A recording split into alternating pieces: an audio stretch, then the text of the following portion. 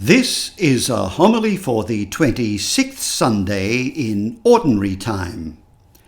The first reading is from the prophet Amos, chapter 6, verses 1 to 4 and verse 7. The Gospel for this Sunday comes from the Gospel of St. Luke, chapter 16, verses 19 to 31. To download the text of this homily as a PDF file, go to sundayhomilies.au. Today's Gospel again comes from St. Luke's account of Jesus and his disciples making their way to Jerusalem for the celebration of Passover. As you're aware, the Sunday lectionary devotes 19 weeks to this journey, beginning on the 13th Sunday of Ordinary Time and taking us up to the 31st Sunday in Ordinary Time. This year, however, Luke's account of the journey is interrupted by the celebration of three feast days: the feast of Saints Peter and Paul on the 13th Sunday in Ordinary Time, the exaltation of the Holy Cross on the 24th Sunday of Ordinary Time, and All Souls' Day on the 31st Sunday of Ordinary Time. As I've pointed out before, Luke's infancy narrative functions something like a symphonic overture. It sounds notes that will resonate throughout the Gospel. Consider Mary's great hymn celebrating God's redemption when she visits her kinswoman Elizabeth, the hymn that we know as the Magnificat. She prays, "He has scattered the proud in the thoughts of their heart. He has brought down the powerful from their thrones and lifted up the lowly. He has filled the hungry with good things and sent the rich away empty." Note the great reversal. The powerful are brought down from their thrones and the lowly are exalted. The rich are sent away empty, while the hungry are filled with good things. This great reversal echoes throughout today's Gospel. Luke emphasizes Jesus' concern for the poor. In the opening scene of the public ministry in Luke's Gospel, Jesus returns to the synagogue at Nazareth on the Sabbath day. He is handed the scroll of the prophet Isaiah and finds the place where it is written, "The Spirit of the Lord is upon me, for he has anointed me to bring the good news to the poor. He has sent me to proclaim release to captives, sight to the blind, to let the oppressed go free, to proclaim a year of the Lord's favour." He then rolls up the scroll, hands it back to the attendant, and then sits down. He then says, "This text has been fulfilled in your hearing." These words of Isaiah in their original context are announcing that the Babylonian exile is about to end. However, for Jesus reading this text 500 years later, these words are speaking about his own mission, a mission to the poor and the oppressed. Today's Gospel raises the question, can I continue living in comfort while turning a blind eye to those around me who are in misery? Our first reading for this Sunday comes from the prophet Amos. Amos lived in the 8th century BC. He offers a graphic description of the indulgence of the wealthy in his own day. Lying on ivory beds and sprawling on their divans, they eat and drink sumptuously, drinking wine by the bowlful and using the finest oil to anoint themselves. Their diet of meat would have been a rarity in ancient Israel. The fact that these people are wealthy is not the point. That would have been deemed a blessing from God. God condemns them because about the ruin of Joseph they do not care at all. In other words, their compassion has been smothered by complacency. They spare no thought for others. At the time of Amos, the united kingdom of David had been divided into two. Israel is the northern kingdom with its capital in Samaria, and Judah is the southern kingdom with its capital in Jerusalem. Amos came from Judah, the southern kingdom, but God had called him to prophesy in the northern kingdom of Israel, often referred to as Joseph. The major part of the northern kingdom consisted of land allotted to the tribes of Ephraim and Manasseh. The tribes descended from Joseph. So, woe to those who feel so safe on the mountain of Samaria. About the ruin of Joseph, in other words, the northern kingdom, they do not care at all. And that brings us to today's parable, a parable found only in the Gospel of St. Luke. Incidentally, this is the only parable in the Gospels where one of the characters is named. In all of the other parables, the characters remain nameless. So, for example, we don't know the name of the Good Samaritan, nor of the prodigal son. But the beggar languishing at the rich man's gate in utter squalor is named. He is Lazarus. We sometimes name the rich man Dives, but that's only the Latin word for rich person.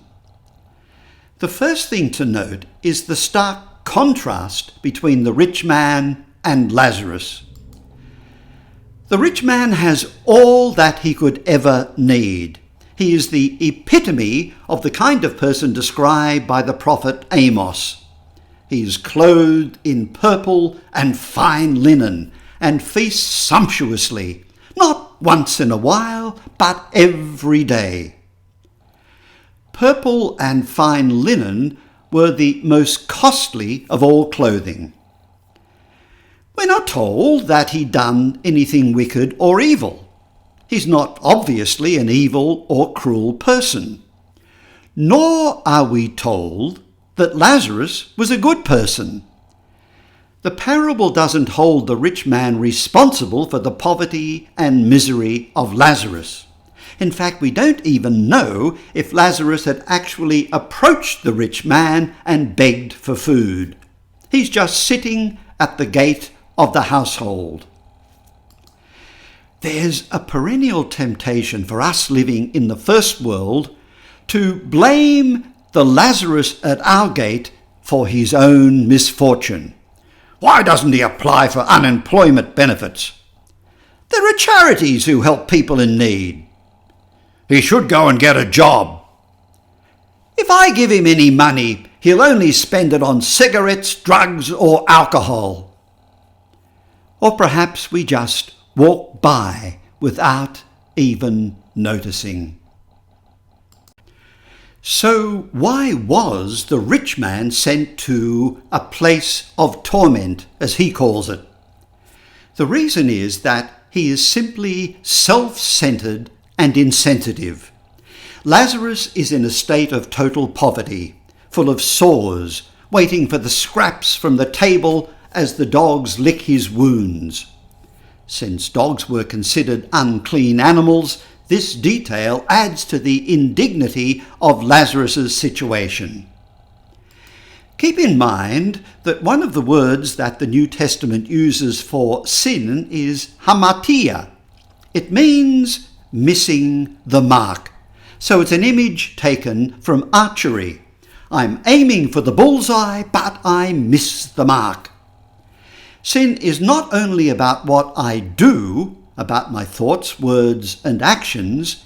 It is also about what I fail to do. Lazarus was lying at the gate, and the rich man couldn't care less.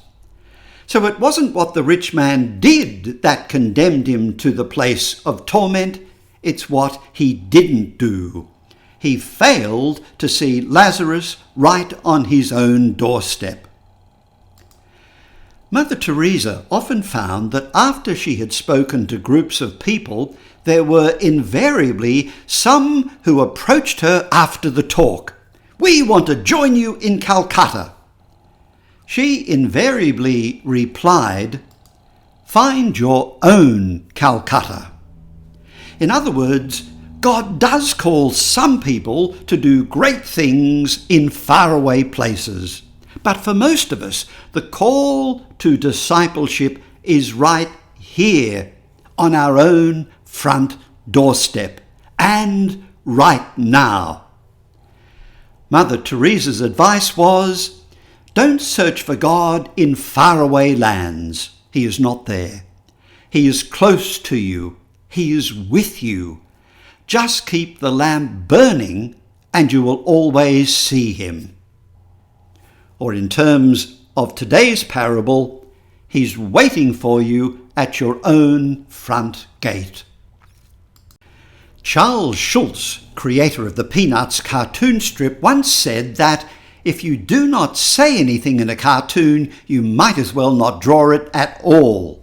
Humour which does not say anything is worthless humour. So I contend that a cartoonist must be given a chance to do his own preaching. So, here is Charles Schulz's take on the theme of today's Gospel. Lucy approaches Snoopy. "Sign this. It absolves me from all blame." And so it goes on. "Sign this, please. It absolves me from all blame. Sign this. It absolves me from all blame. Thank you. Sign this, please. It absolves me from all blame. Sign this, will you? It absolves me from all blame. Thank you." She approaches Charlie Brown.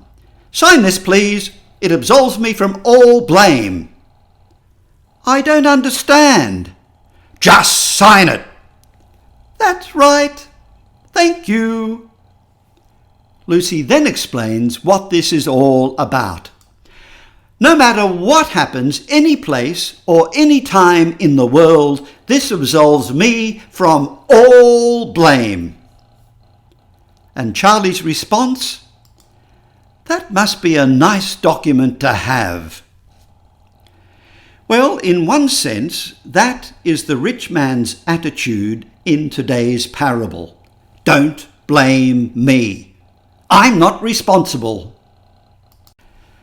The Jewish writer Elie Wiesel won the Nobel Peace Prize in 1986. During the Second World War, he was a prisoner in Auschwitz concentration camp. The Nobel Committee recognized him as one of the most important spiritual leaders and guides in an age when violence, repression, and racism continue to characterize the world.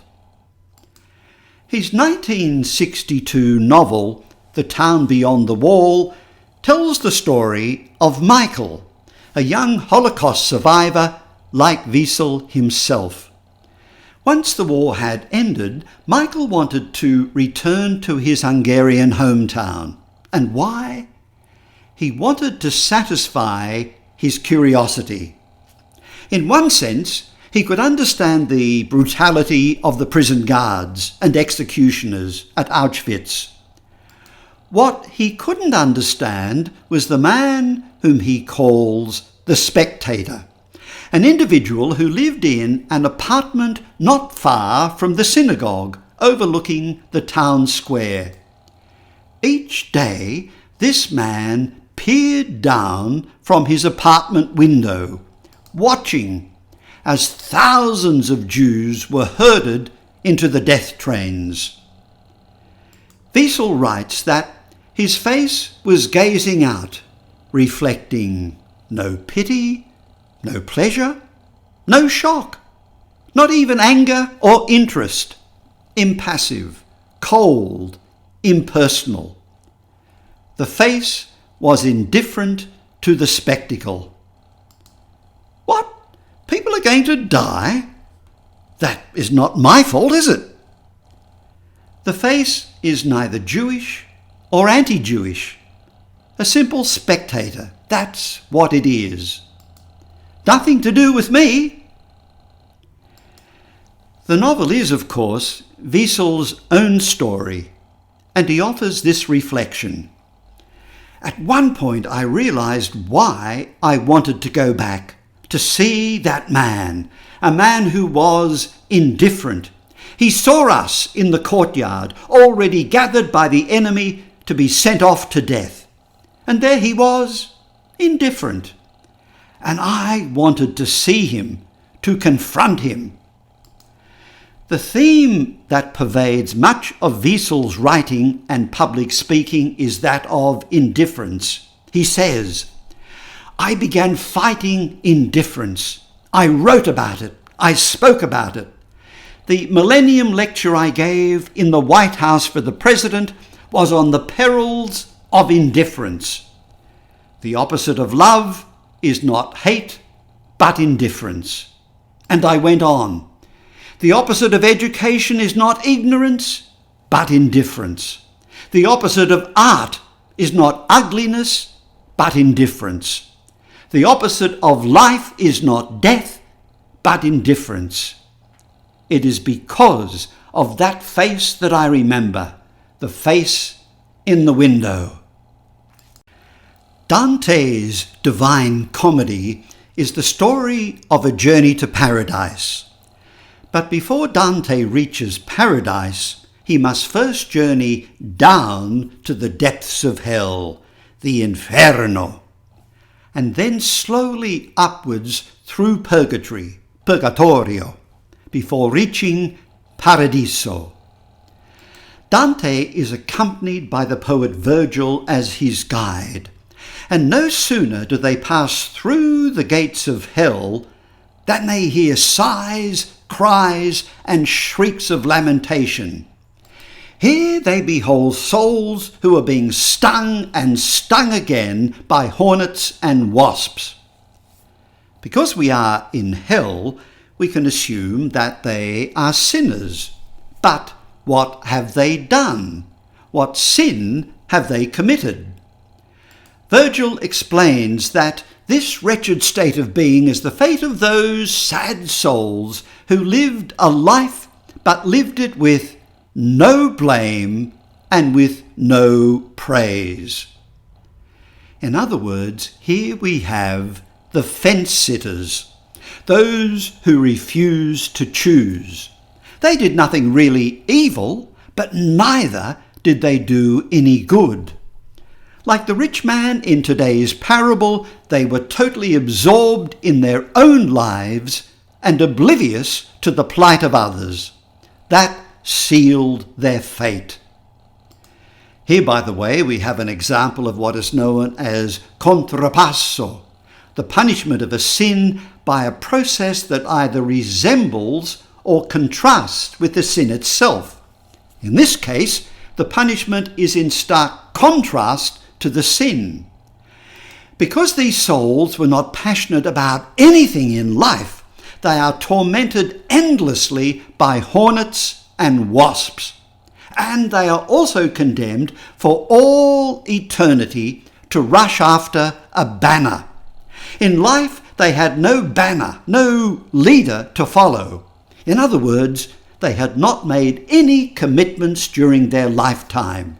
They were indifferent. Now they run round and round after a banner, endlessly, for all eternity.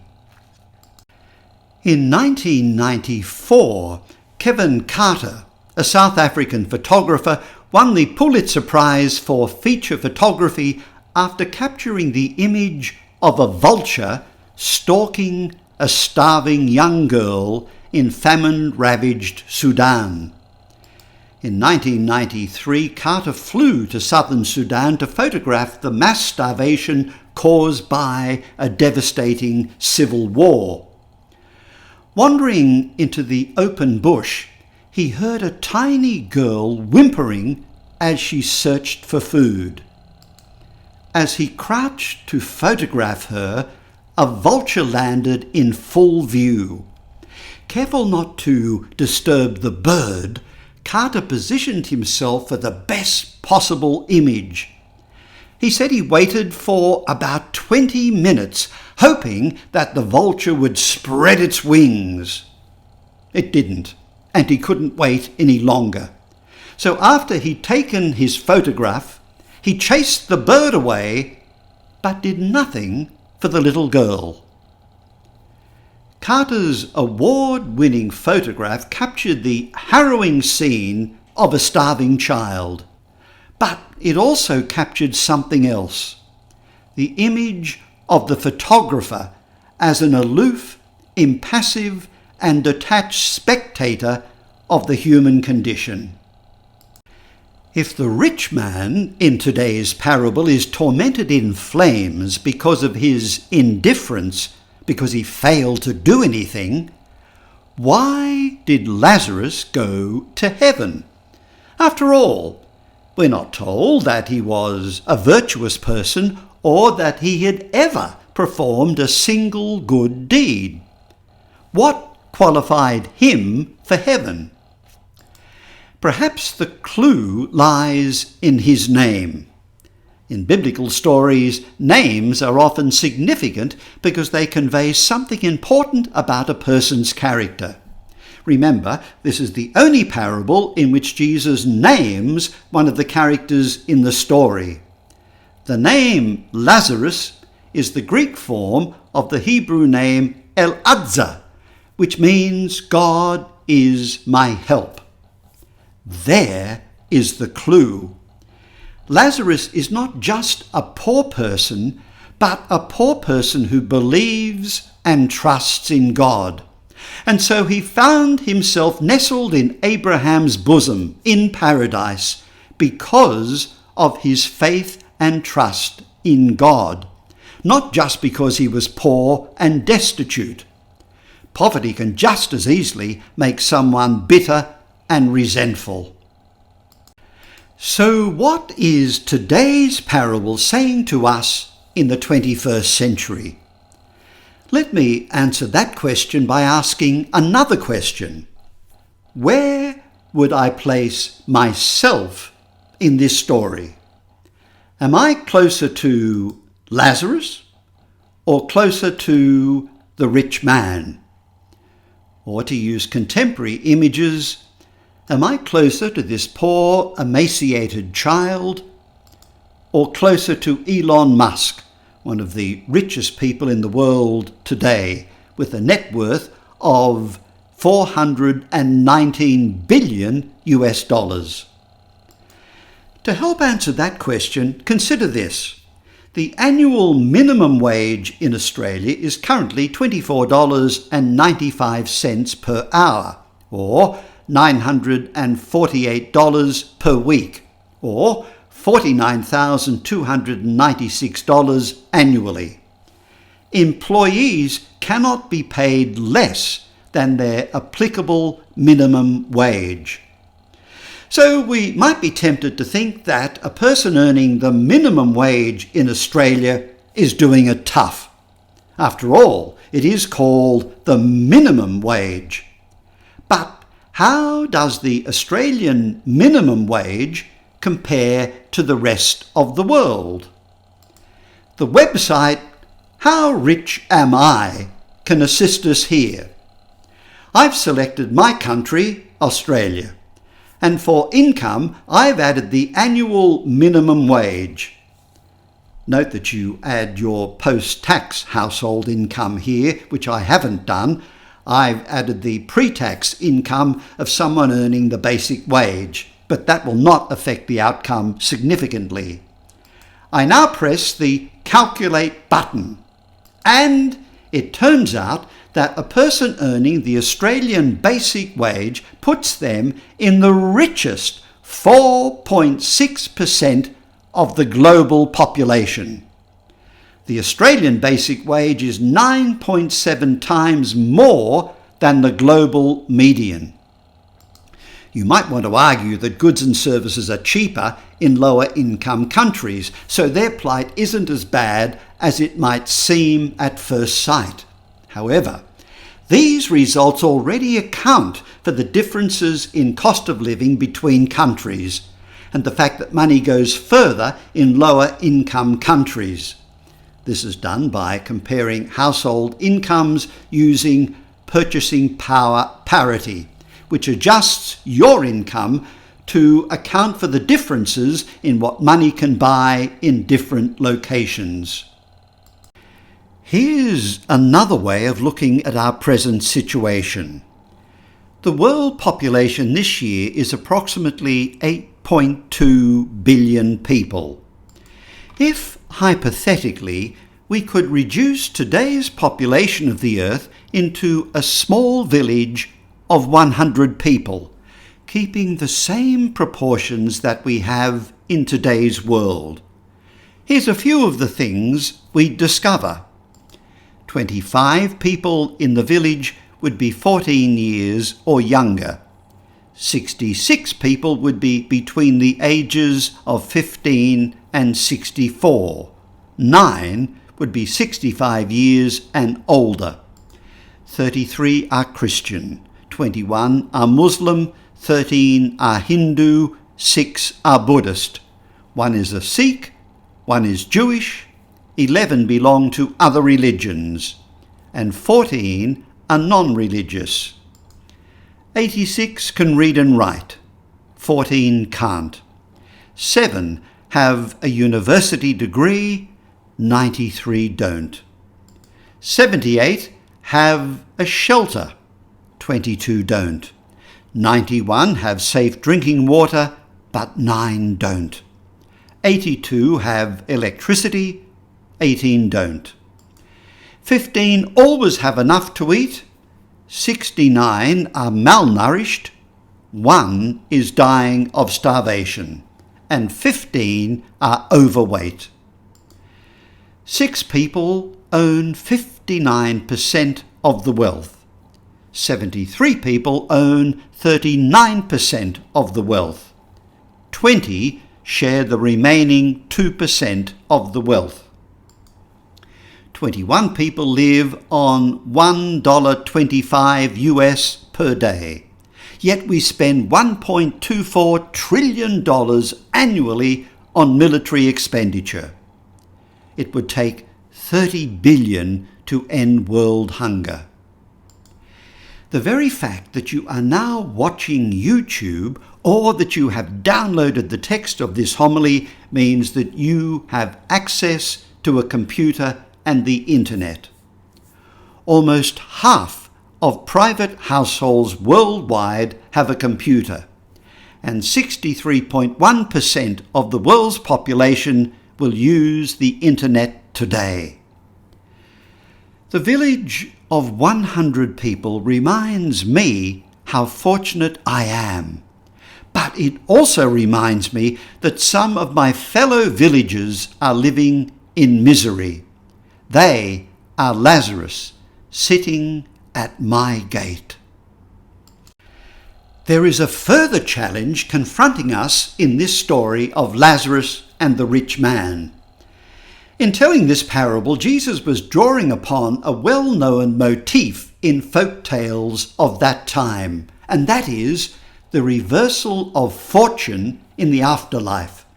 But in traditional folk tales, the person suffering adversity in the afterlife asks permission to send a message back to the people who are still alive on earth, and permission is granted. However, it isn't in this parable. As with so many of the parables that Jesus told, there is a sting in the tail. The message of the parable is in 2 parts. Firstly, the lengthy description of the 2 men highlights the fact that we live in a world of extremes, a stark contrast between rich and poor, both then and now. The second part of the parable echoes the warning we heard in the Gospel several weeks ago. Stay awake. It is a warning for people like the brothers of the rich man. They face a crisis in their lives, but they do not even realize it.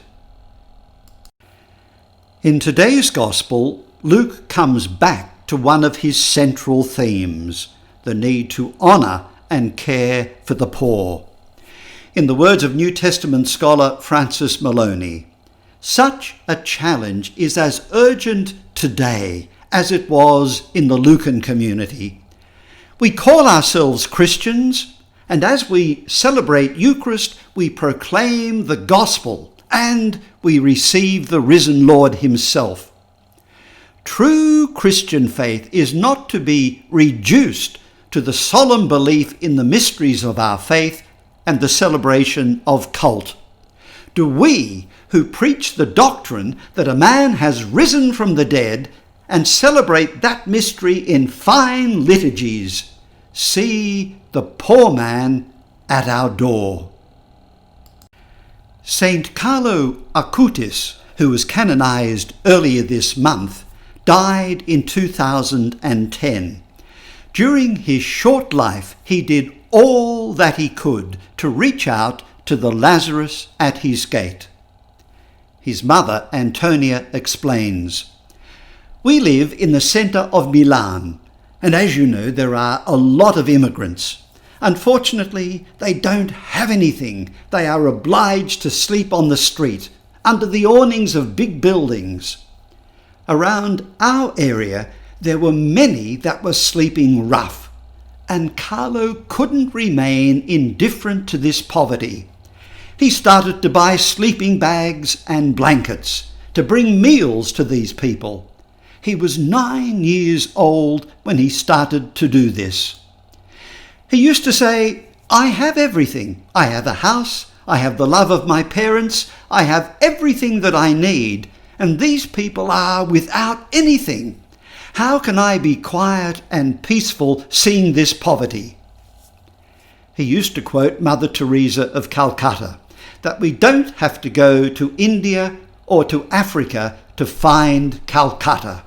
Calcutta is right here. So he started not only to give meals and sleeping bags, but also to give advice. He told them where they could go to eat, to shower, to find clothing, how to seek government assistance to find a proper house. He was quite an entrepreneur. He was really organised." A final word from Mother Teresa. When we are confronted with the stark contrast between rich and poor, we might be tempted to say that nothing we can do would make the slightest bit of difference. Mother Teresa's response, "We ourselves feel that what we are doing is just a drop in the ocean, but the ocean would be less because of that missing drop."